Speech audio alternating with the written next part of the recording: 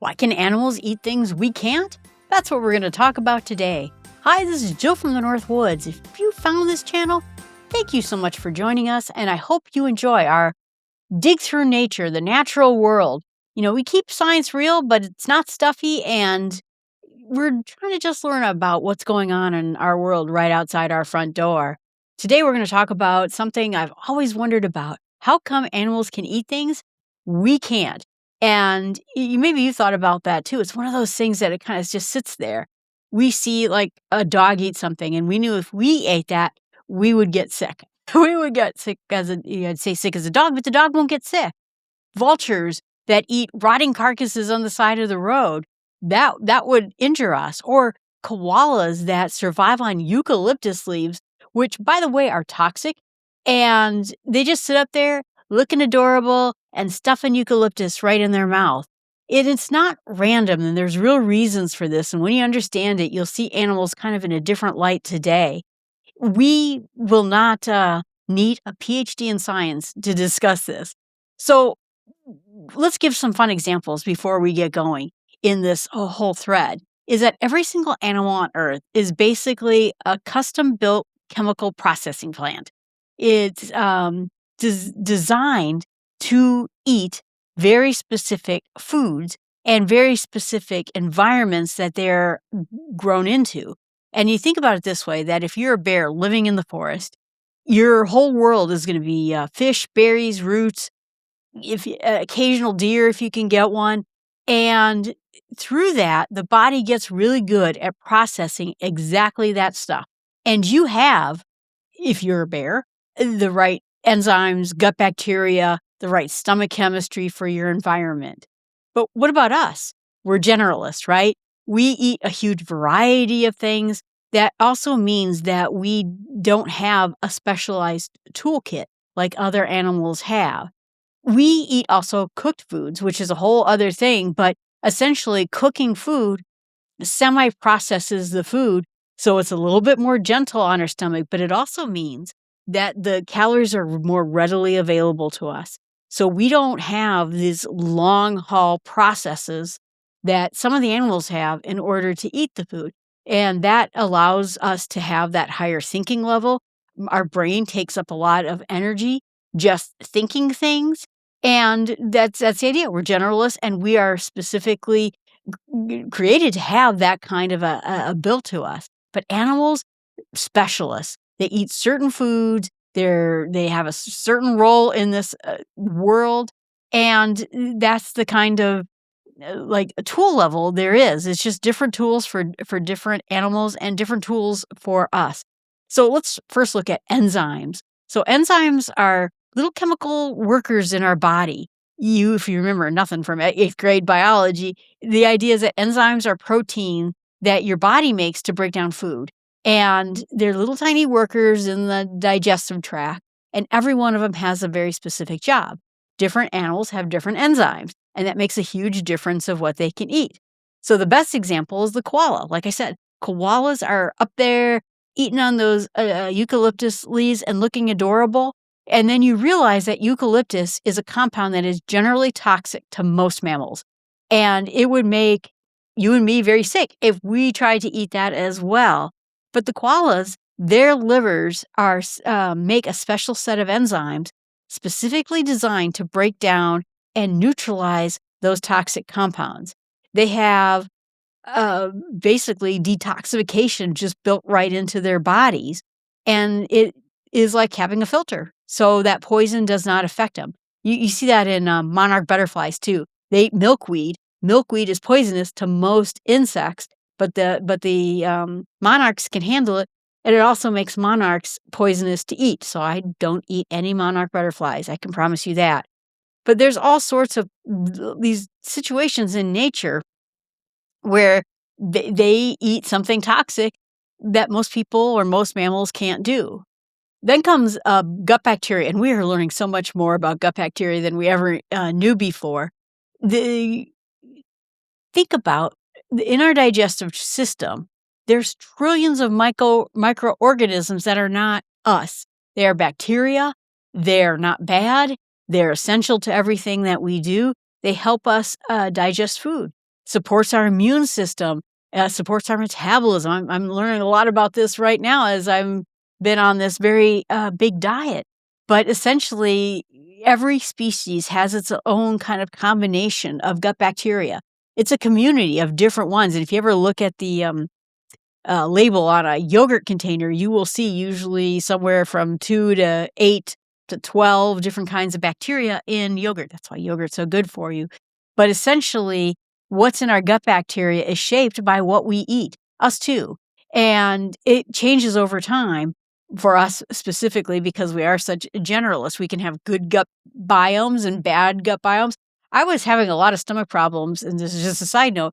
And then I had to go on a course of antibiotics for an infection I had, essentially like a sinus thing.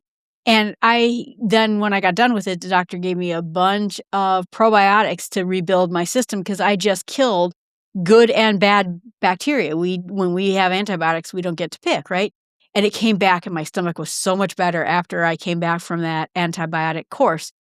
And animals too, based on what they eat, they build a gut biome community. So then if you think about it, you might even think about vultures, right? Vultures are sitting on the side of the road and eating carcasses that have been sitting in the sun all day long.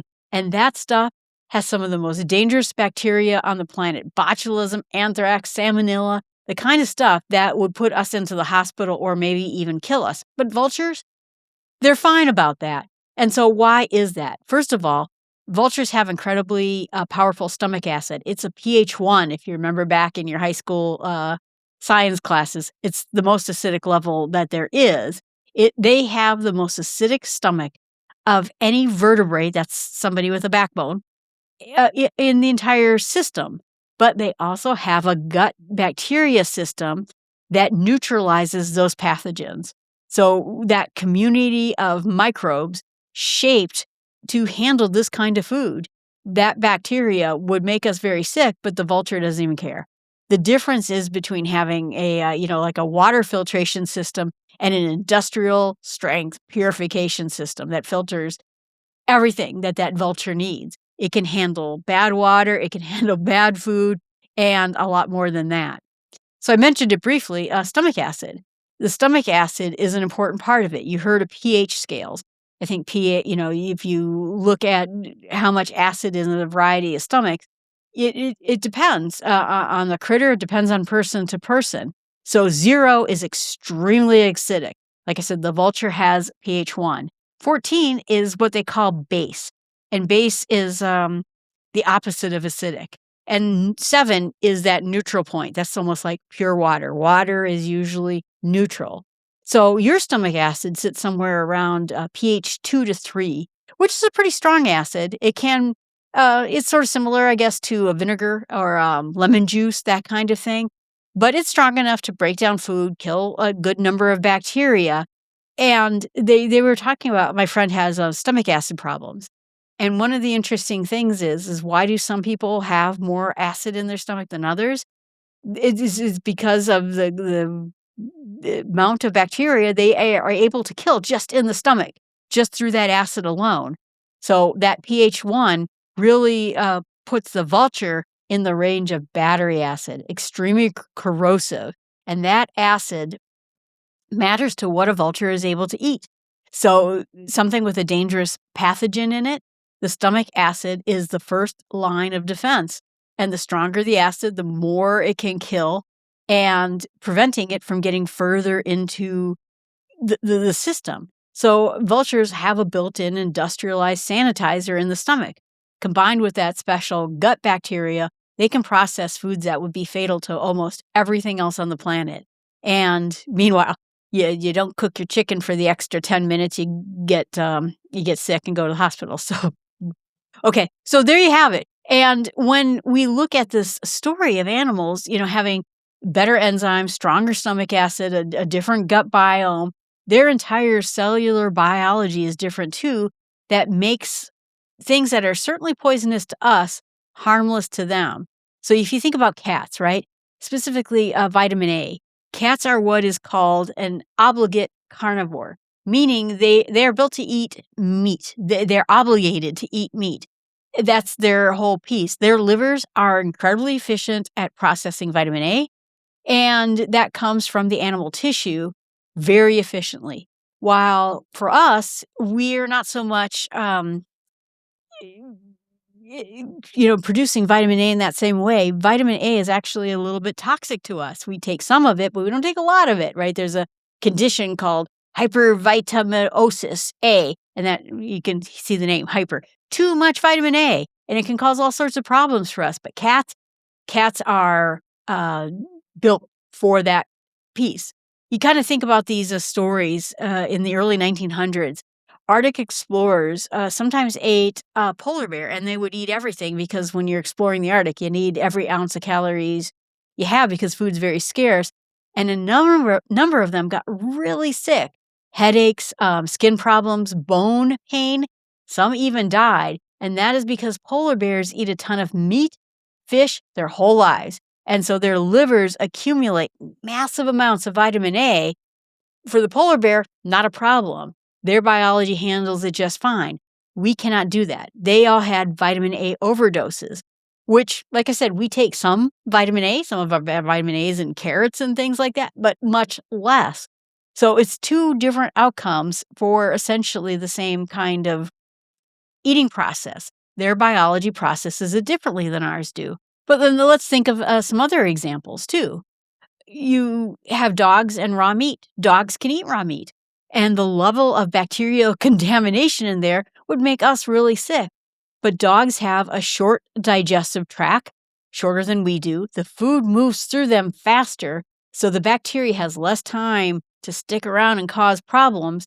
They have stronger stomach acid than we do. And now, that doesn't mean that the raw meat automatically is safe for dogs. Let's have a whole debate going on about that. But their bodies are better equipped to handle it than ours are. Seagulls drink salt water. And that one always blows my mind, too, because we can't drink salt water. It actually makes dehydration worse. It pulls water out of our cells that's trying to process all that salt, and so it is harmful to us. But seagulls, other seabirds out there, have a special salt gland. It's near their eyes, and it filters out the excess salt in their blood, excretes it, so they can drink the water from the ocean and are just fine. We drink water from the ocean and we're in trouble. I went to Hawaii a couple years ago, and at one point I was in the ocean way too much, and I said, I can't drink one more ounce of salt water because, if you're surfing and you fall in, you get a little bit of salt water. And by the time I was done that day, I was like, I don't feel so well. Seagulls feel great about it too. We do not have a way of removing salt like they do. So, like I said, monarchs is one of my favorite examples of all this. The caterpillars eat milkweed. They eat a toxic component. Most animals can't eat milkweed. It's a toxin to them. Monarchs are just fine. They tolerate it. They store it in their bodies. And when other birds try to eat the monarchs, it makes them sick. So it's basically weaponizing food so it can protect the monarch butterfly. And most then animals detect, I'm not going to eat that because that thing is poisonous. Birds can't handle it in their cells. They're just built differently. And it's a different kind of protein that the toxin would normally bind to and disrupt. And essentially what it is they have a different kind of protein in their system, a different version of it, that the toxin would normally bind to and disrupt, but for the monarchs, they're fine. There's something called desert wood rats, and they eat creosote bush, which is very toxic. And the plant chemistry shifts year to year, and their liver enzymes shift along with it in real time. And if you think about goats, they can eat plants that a lot of animals can't do. There's things in them called tannins, and sometimes tannins make us not feel so great when we eat a lot of vegetation material. But the goats have something in their saliva that binds the tannins to that saliva, neutralizes basically the bitterness before it hits the stomach. So essentially, all of this is built in, to these structures that allow them to eat things we just couldn't do.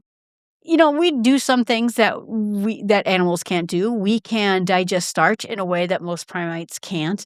We can tolerate alcohol better than most animals can.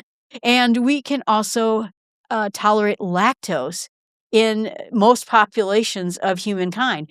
All animals give up on drinking milk after they're babies, but we can drink milk for the most part, unless you're lactose intolerant, our whole lives.